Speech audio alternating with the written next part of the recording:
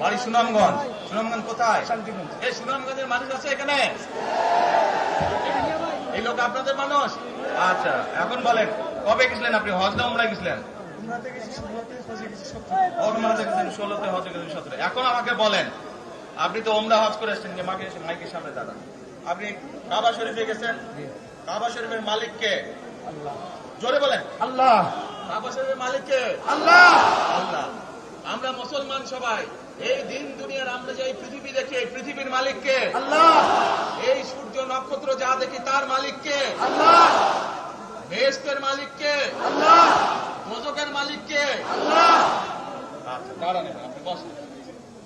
আপনারা সকলেই সাক্ষী দিলেন দোজখের মালিক আল্লাহ, বেহেশতের মালিক আল্লাহ, এই পৃথিবীর মালিক আল্লাহ, কাবার মালিক আল্লাহ। আরে ভাই, যেটার মালিক আল্লাহ সেটা কি অন্য কেউ দেওয়ার ক্ষমতা রাখে?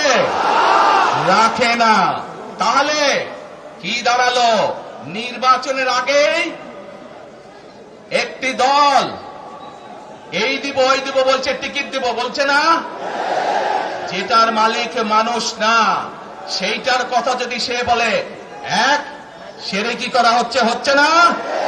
যার মালিক আল্লাহ, যার অধিকার শুধু আল্লাহর একমাত্র, সবকিছুর অধিকার উপরে আল্লাহর অধিকার। কাজেই আগেই তো আপনাদেরকে ঠকাচ্ছে, নির্বাচনের ফলে তাহলে কেমন ঠকাবে আপনাদেরকে বোঝে নেবা। শুধু ঠকাচ্ছেই না মানুষকে, যারা মুসলমান তাদেরকে শিরকি করাচ্ছে তারা। নাউজুবিল্লাহ। প্রিয় ভাই বোনেরা, কেউ কেউ বলে অমুককে দেখেছে, তমুককে দেখেছে, এবার একে দেখেন। প্রিয় ভাই বোনেরা, 1971 সালের যুদ্ধ, যেই যুদ্ধে লক্ষ মানুষের প্রাণের বিনিময়ে এই দেশ স্বাধীন হয়েছে, আমাদের এই প্রিয় মাতৃভূমি, সেই মাতৃভূমিকে স্বাধীন করার সময় অনেকের ভূমিকা আমরা দেখেছি, যাদের ভূমিকার কারণে এই দেশের লক্ষ লক্ষ ভাইয়েরা শহীদ হয়েছে, এই দেশের লক্ষ লক্ষ মা বোনেরা তাদের সম্মানহানি হয়েছে।